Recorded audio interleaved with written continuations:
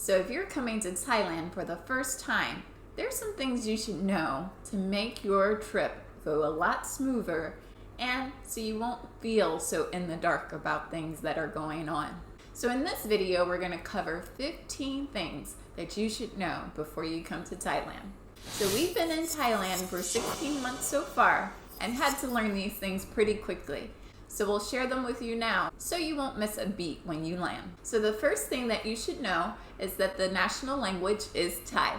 And really, it's going to be impossible for you to learn Thai before you arrive, but the most important word for you to learn is Sawadee-ka. Or for gentlemen, you would say Sawadee krap.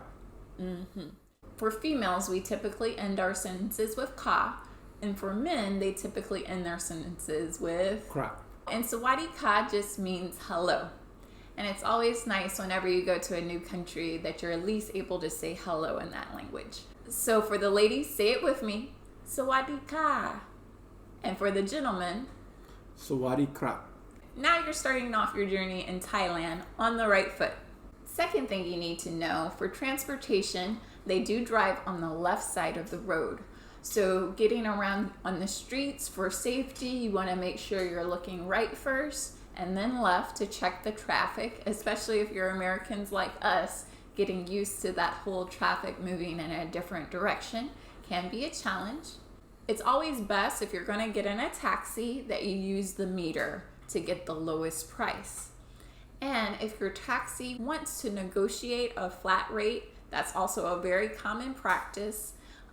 So when he gives you a number, there's room for negotiation. So you can try to lower that number as best as you can by as low as 50% if you're really crafty with your negotiation. But usually you can take off at least 100 baht.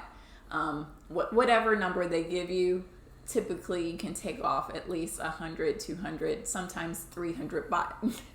Because they start their negotiations quite high. Also, before you arrive, you can book a private airport transfer with Klook.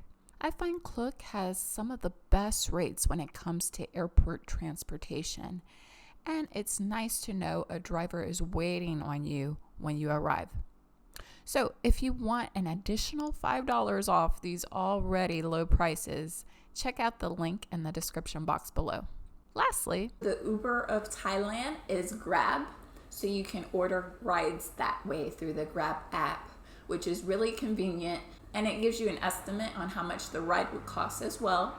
I do find that metered taxis actually might be a little bit cheaper than Grab. At least here in Thailand, Grab is a little bit more expensive than metered taxis. The third thing you should know is that Thai people use a currency system called baht. And this is what they use, and we advise that you carry cash. When you get your money changed, you want to use cash because a lot of restaurants and places don't use card.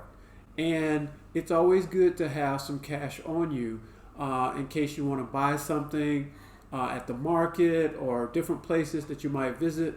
A lot of people don't use cards, so it's always good to have cash on you. So we recommend that you bring some cash with you from your home country and change some cash directly at the airport.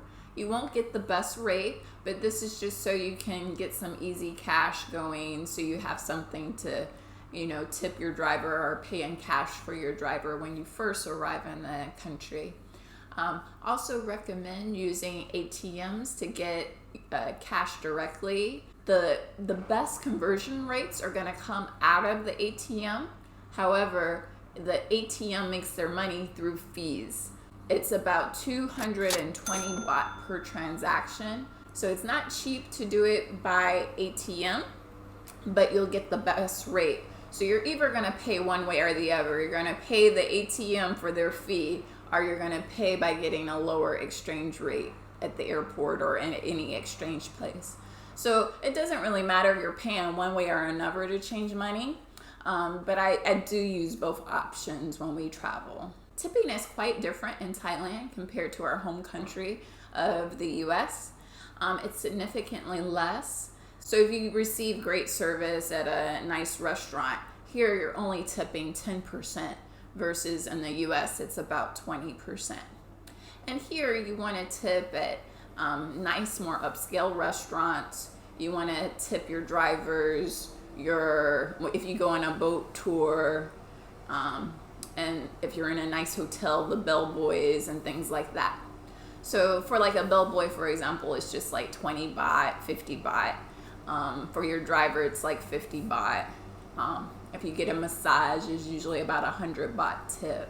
So along those lines, you would be tipping people. But there's a lot of, if you go to a restaurant where many of the locals eat, typically you're not going to tip there. In general, Thai people aren't tipping when they go to their regular neighborhood restaurants. It's not really expected, but always appreciated. The fifth thing you should know when you come to Thailand is when they actually sell alcohol, and more importantly, when they do not sell alcohol. When there are Buddhist holidays, there's no alcohol sales at all. And that could throw a kink in your holiday partying plans if you're wanting to drink during those times. Yes, there are 4 Buddhist holidays where there are no alcohol sales whatsoever. Including in hotels and restaurants, they don't sell alcohol these 4 days. The dates change every year, so it doesn't hurt to look up when those dates are going to fall where they won't sell alcohol. And you can either stock up the day before, no problem, if you're aware of that. You can also ask your hotel if any of those holidays are coming up.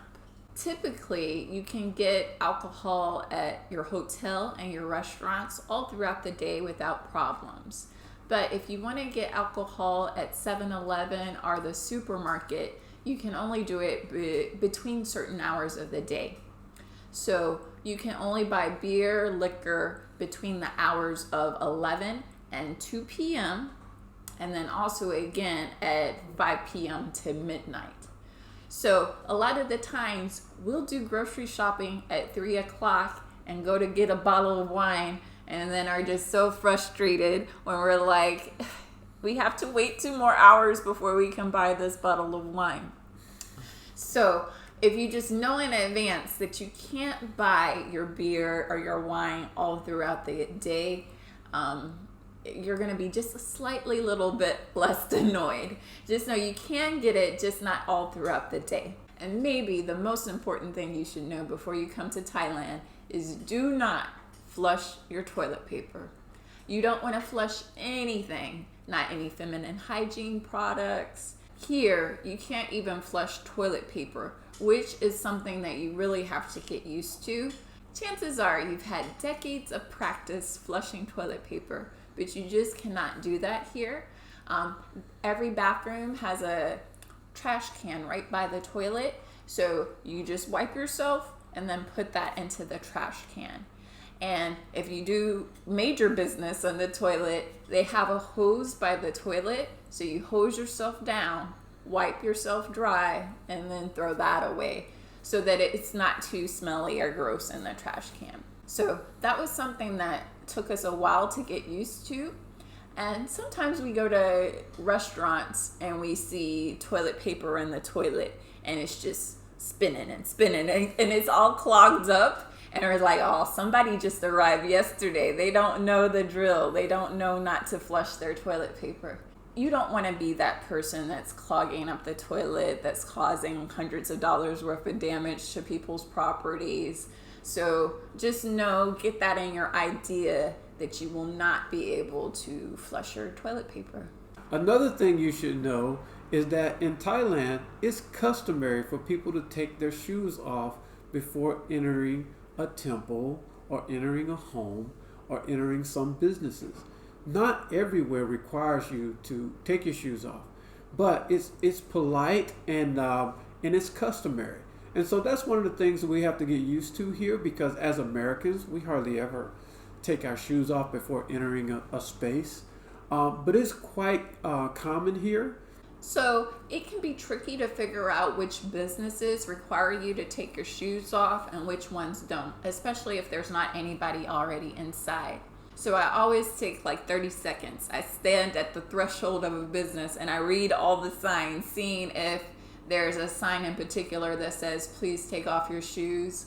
Or you want to look for shoe racks. If you see a shoe rack, put your shoes there. Don't wear your shoes inside. The next thing you want to know is the seasons in Thailand. There's basically two. There's a rainy season and a dry season. We're told in some places there's 3 seasons, but we haven't experienced that. So to us, there's rainy season and dry season. And rainy season is between May to October. And you want to know that, especially if you're traveling and there's certain outdoor plans that you have in your vacation that you want to do. You want to know if it's going to be raining the whole time. And that's quite possible. So just be aware that rainy season lasts typically from May to October. And high season is from November to April because that's the dry season and that's when the weather is typically the best. So you want to try to plan your trip around those times because that's the best chance that you'll have at having really good weather. And there's also some islands that are only open during the high season between November and April. So there's even some places you can't go unless it's that time due to conservation. Things like Similan Islands, Surin Islands, I'm thinking of.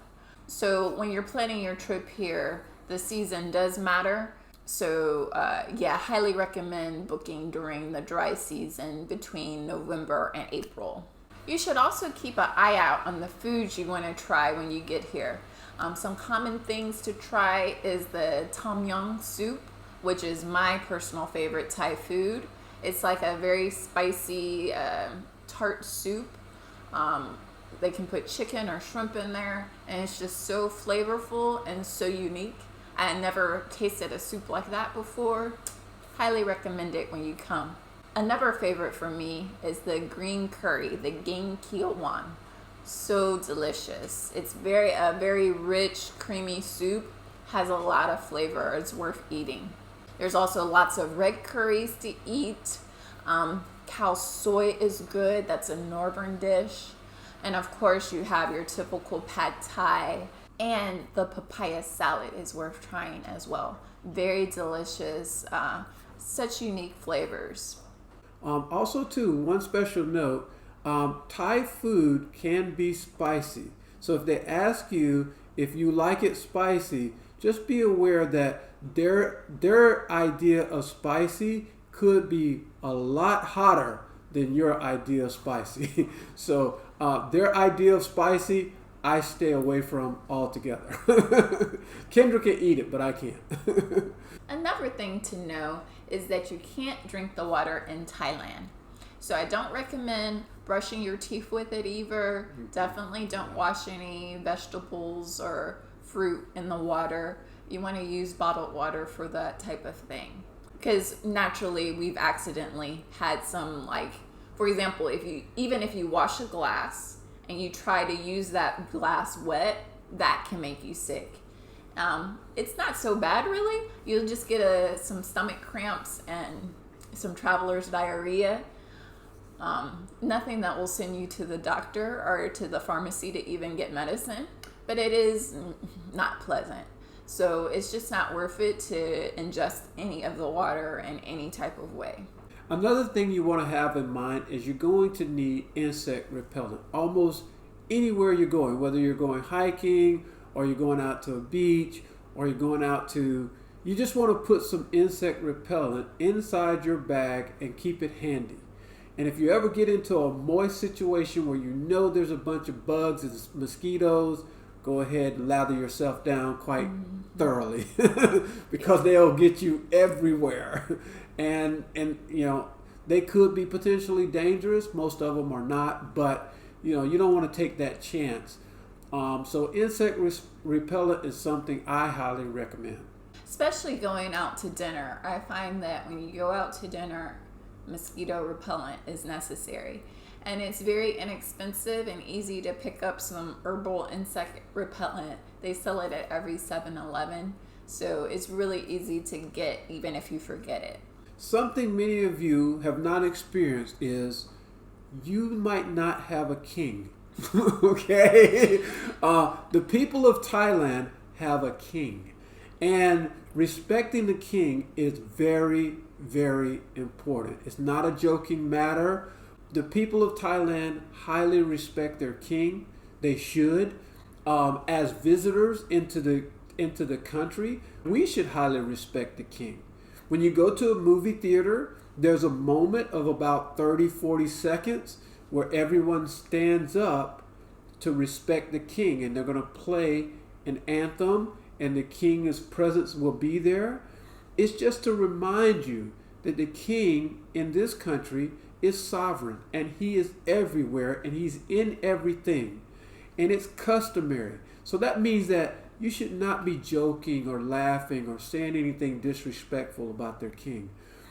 If anything, you should also embrace the idea that you're a guest of the king. That's the way I look at it. I think that's the right heart and mind to have in this place. It's such a wonderful and beautiful place. You definitely want to respect or show respect and kindness towards their king. And because the king's image is on money, you have to respect money as well. So if the money falls to the ground, you can't step on it or do anything like that. And it's actually illegal to disrespect the king in any way. You can face high fines and jail time, so it's not worth it. Just don't do it. Another thing you should know about is temple etiquette. When you enter a temple, first of all, this is a place of worship. Although many of us go there because of the ornate view of such gorgeous displays. But also keep in mind that some people are going there to pray, some people are going there to worship, and it's very, very important to respect that. And so when you go into the temples, one of the things that you're going to note, especially for women, you have to sometimes you have to cover your shoulders, you have to cover your lower legs, and so sometimes they'll offer you coverings. But if you know that in advance, then you can maybe wear something more suitable for the temples so that you don't have to cover. You can wear your clothing and be respectful of their temples. I think that's very, very important. And we've even gone to the temple sometimes and not been dressed appropriately and had to put on a sarong or different things like this. So short shorts are not welcome. Midriff showing, not welcome. Shoulders out and arms out, not welcome. So you have to know this when you're approaching these types of places. So for example, I would not be able to wear this to a temple because it shows my shoulders. So you have to cover your shoulders and you want to cover your knees as well. There's been plenty of times I didn't get this right.